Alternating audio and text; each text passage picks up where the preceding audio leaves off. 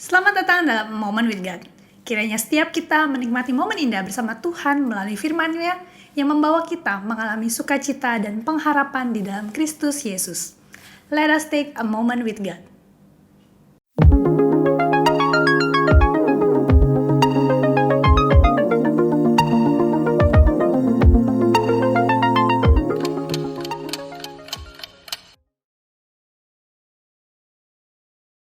Teman-teman, kata berkat begitu melekat dengan kita, anak-anak Tuhan.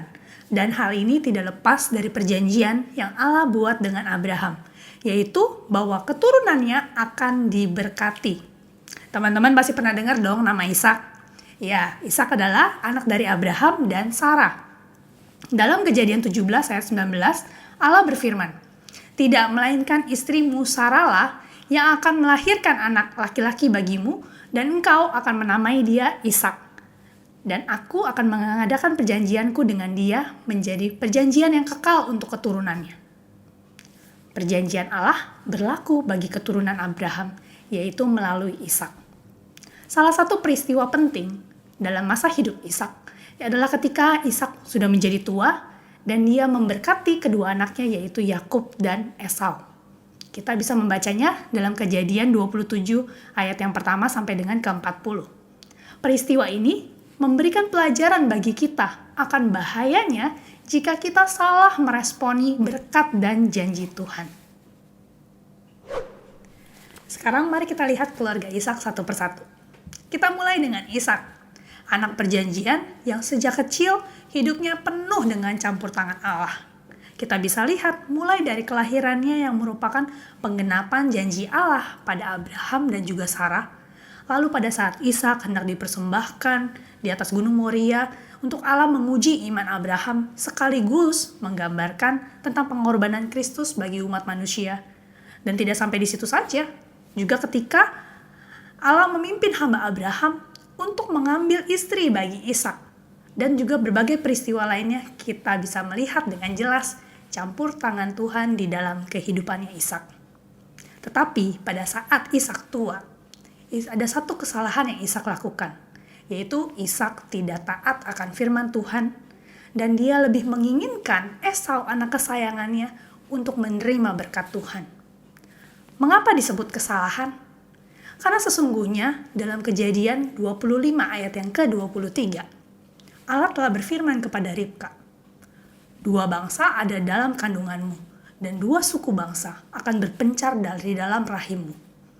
Suku bangsa yang satu akan lebih kuat daripada yang lain, dan anak yang tua akan menjadi hamba kepada anak yang muda." Ishak tahu bahwa seharusnya anak bungsunya yang menjadi tuan bagi anak sulungnya. Namun, Ishak lebih mengasihi Esau. Karena itu Ishak lebih memilih untuk memanggil Esau untuk diberkati. Dalam Kejadian 27 ayat yang kedua sampai yang keempat, berkatalah Ishak, "Lihat aku sudah tua, aku tidak tahu bila hari kematianku.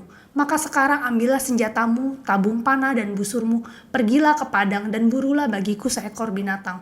Olahlah bagiku makanan yang enak seperti yang kugemari.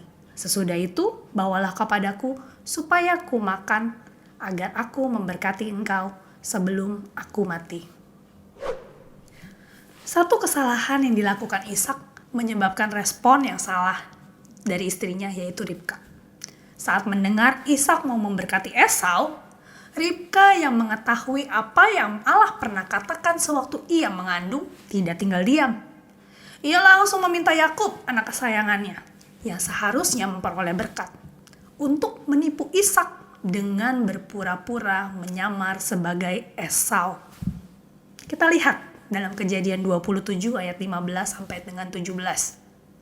Kemudian Ribka mengambil pakaian yang indah kepunyaan Esau anak sulungnya, pakaian yang disimpannya di rumah, lalu disuruhnyalah dikenakan oleh Yakub, anak bungsunya. Dan kulit anak kambing itu dipalutkannya pada kedua tangan Yakub dan pada lehernya yang licin itu. Lalu ia memberikan makanan yang enak dan roti yang telah diolahnya itu kepada Yakub, anaknya. Sebuah konspirasi dilakukan oleh Ribka dan Yakub. Mungkin kita berpikir ya, bahwa yang Ribka lakukan itu Gak salah kok, sesuai kok dengan firman Tuhan. Kan sesuai dengan yang Tuhan sudah katakan. Tetapi teman-teman, sekalipun sesuai dengan firman Tuhan, tetapi pada saat cara yang digunakan untuk menggenapinya itu dilakukan dengan cara menipu dan bukan dengan cara Tuhan, maka hal itu tidaklah benar di hadapan Tuhan.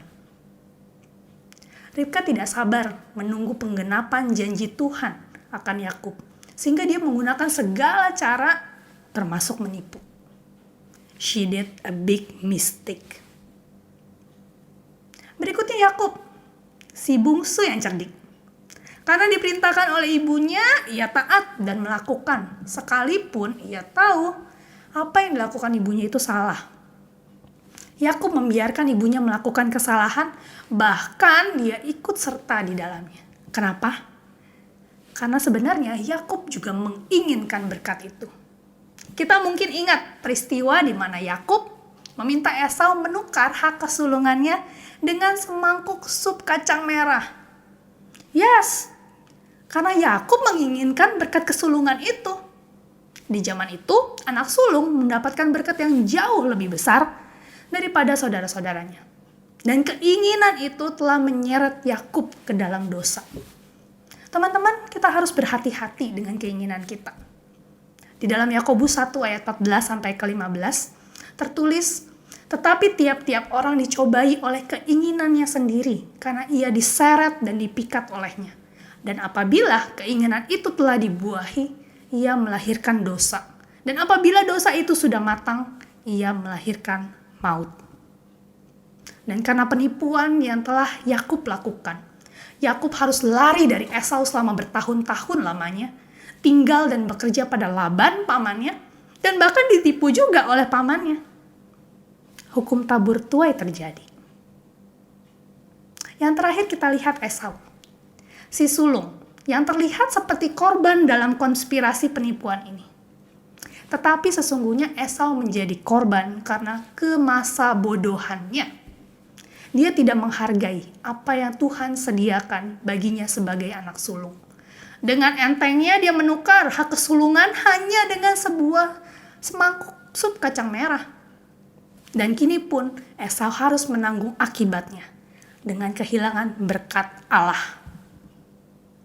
Teman-teman, dari satu peristiwa ini, kita sama-sama belajar bahwa apa yang Tuhan rancangkan dengan sempurna bisa jadi berantakan ketika manusia mengutamakan keinginannya sendiri, mengabaikan apa yang penting di mata Tuhan, tidak taat, tidak sabar, dan menggunakan segala cara untuk memperoleh berkat. Janganlah kita membiarkan keinginan menguasai kita sehingga kita jatuh dalam dosa.